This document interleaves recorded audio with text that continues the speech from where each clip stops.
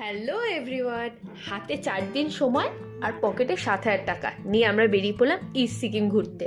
রাত্রি ঠিক 10টা 5-এ দার্জিলিং মেলে স্লিপার ক্লাসে 360 টাকার টিকিট বুক করে আমরা এনজেপি পৌঁছে গেলাম 8টা 5 নাগাদ। এনজেপি পৌঁছে চা বিস্কুট খেয়ে আমরা আমাদের আজকের উদ্দেশ্যের জন্য রওনা দিলাম সিলারিগাঁও। ঠিক ঘড়িতে 2টো তখন আমরা পৌঁছে গেলাম আমাদের আজকের হোমস্টে। গিয়ে লাঞ্চ টাঞ্চ করে সিলারিগাঁওয়ের আশেপাশটা ঘুরে দেখতে বেরিয়ে পড়লাম। গিয়ে দেখলাম বাচ্চারা ক্রিকেট খেলছে, সেগুলো একটু দেখলাম। দেখে আমরা পৌঁছে গেলাম সিলারিগাঁওয়ের ভিউ পয়েন্ট। একটু 15-20 মিনিট হাঁটতে হয়, ট্রেকটা করতে হয়, কিন্তু যেও দারুণ লাগবে। আমরা গেছিলাম সানসেটের সময়, তো সেটা ভালো লেগেছিল, কিন্তু তোমরা চেষ্টা করো ভোরবেলা 4টের সময় যাওয়ার।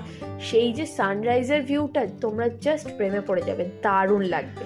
তারপরে সেই ভিউটা দেখে আসার পরে ব্রেকফাস্ট করে আমরা বেরিয়ে